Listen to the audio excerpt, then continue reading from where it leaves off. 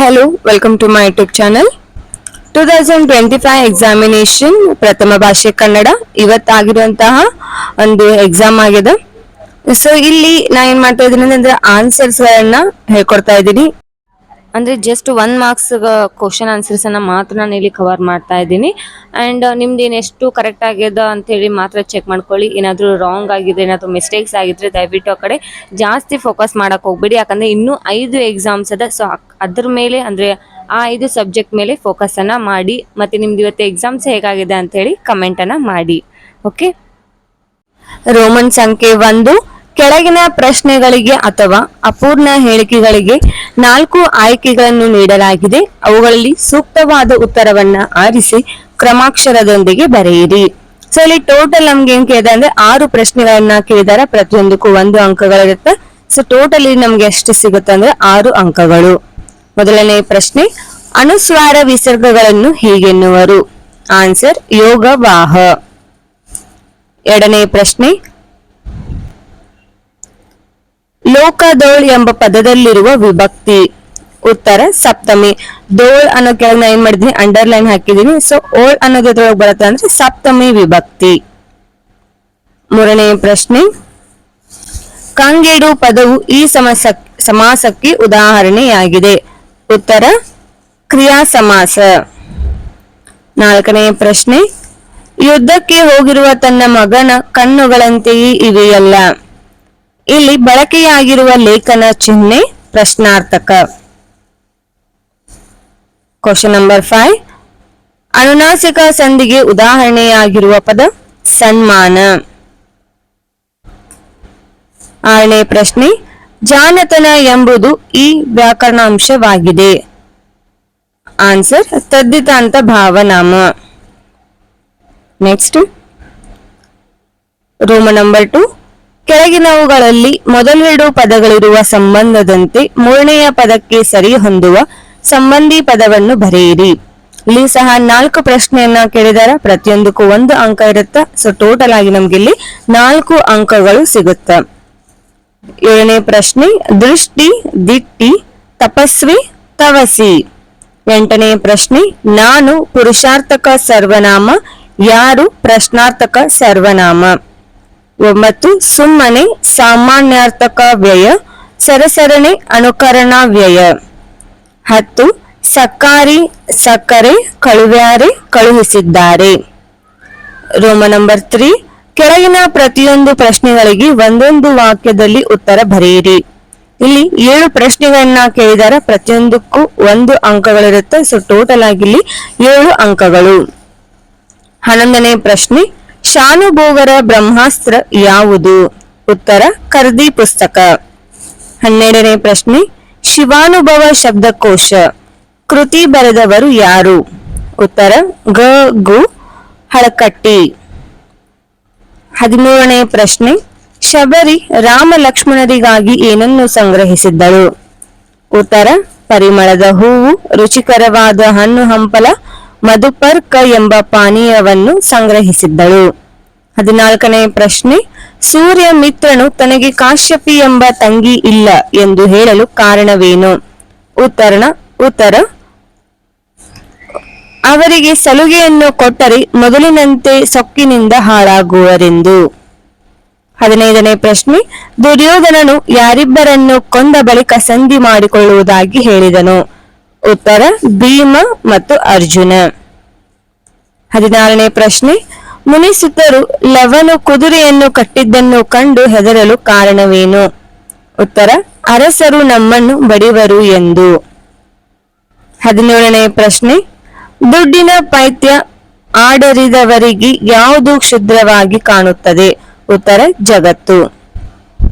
Roman number 4, ಕೆಳಗಿನ ಪ್ರಶ್ನೆಗಳಿಗೆ 3 ಅಥವಾ 4 ವಾಕ್ಯಗಳಲ್ಲಿ ಉತ್ತರ ಬರೆಯಿರಿ. ಇಲ್ಲಿ ಪ್ರತಿಯೊಂದಕ್ಕೂ ಏನಿರುತ್ತೆ 2 ಅಂಕಗಳಿರುತ್ತೆ. ಟೋಟಲ್ 10 ಕ್ವಶನ್ಸ್ ಅನ್ನ ಕೇಳಿದ್ದಾರೆ. ಸೊ ಟೋಟಲ್ ಇಲ್ಲಿ 20 ಅಂಕಗಳು ಬರುತ್ತೆ.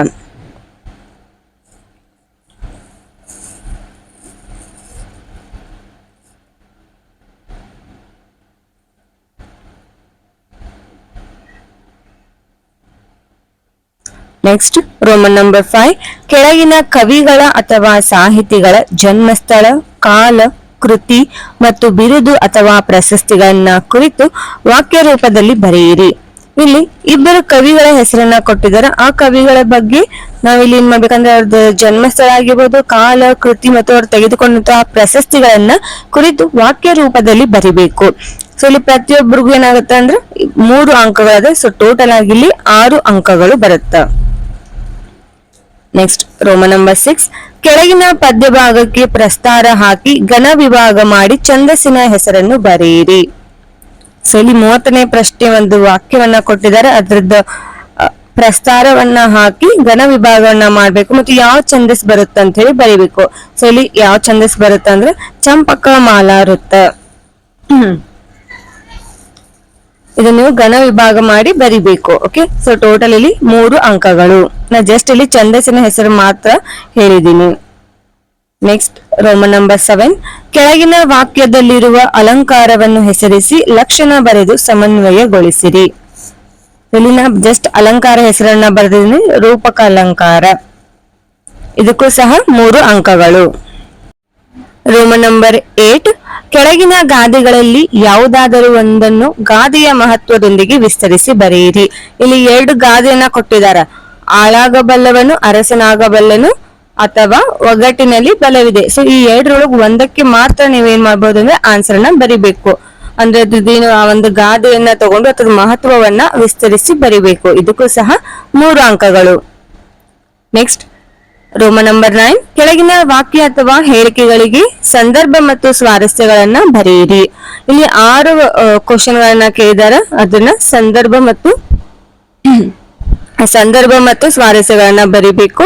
ಇದಕ್ಕೂ ಸಹ ಪ್ರತಿಯೊಂದಕ್ಕೆ 3 ಅಂಕಗಳಿರುತ್ತೆ. ಸೊ ಟೋಟಲ್ ಇಲ್ಲಿ 18 ಅಂಕಗಳು.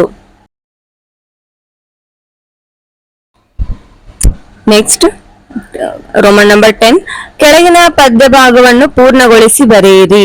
ಇಲ್ಲಿ 2 ಪೂರ್ಣವಾಗಿರುವಂತಹ ಪದ್ಯ ಭಾಗವನ್ನ ಕೊಟ್ಟಿದ್ದಾರೆ. ಅದ್ರೊಳಗೆ ಒಂದಕ್ಕೆ ನೀವೇನ್ ಮಾಡ್ಬೇಕಂದ್ರೆ ಪೂರ್ಣ ಭಾಗವನ್ನ ಬರಿಬೇಕು. ಇದಕ್ಕೇನಾಗಿರುತ್ತೆ ಅಂದ್ರೆ 4 ಅಂಕಗಳಿರುತ್ತೆ.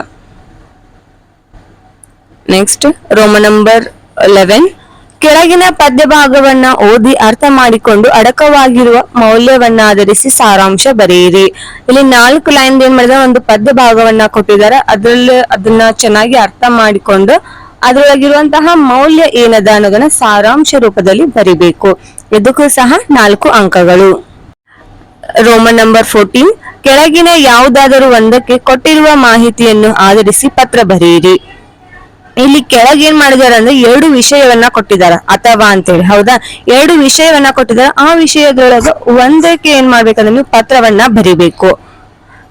ಇಲ್ಲಿ ಎಷ್ಟು ಅಂಕ ಅಂತಂದ್ರೆ ನೀವು ಜಸ್ಟ್ ಇಲ್ಲಿ ಒಂದನ್ನ ಮಾತ್ರ ಬರಿಬೇಕು. ಸೊ 5 ಅಂಕಗಳು, ಟೋಟಲ್ 5 ಅಂಕಗಳು. ನೆಕ್ಸ್ಟ್ ರೋಮನ್ ನಂಬರ್ 15, ಕೆಳಗಿನ ಯಾವುದಾದರೂ ಒಂದು ವಿಷಯಕ್ಕೆ 15 ವಾಕ್ಯಗಳಿಗೆ ಕಡಿಮೆ ಇಲ್ಲದಂತೆ ಪ್ರಬಂಧ ಬರೆಯಿರಿ. ಇಲ್ಲಿ 7 ಟಾಪಿಕ್ ಅನ್ನ ಕೊಟ್ಟಿದ್ದಾರೆ. ನಿಮ್ಗ 2 ವಿಷಯವನ್ನ ಕೊಟ್ಟಿದ್ದಾರೆ. ಆ ವಿಷಯಕ್ಕೆ ಏನ್ ಮಾಡ್ಬೇಕಂದ್ರೆ 15 ವಾಕ್ಯಗಳಿಗೆ ಕಡಿಮೆ ಇಲ್ಲದಂತೆ ಏನ್ ಮಾಡ್ಬೇಕಂದ್ರೆ ಒಂದು ಪ್ರಬಂಧವನ್ನ ಬರಿಬೇಕು.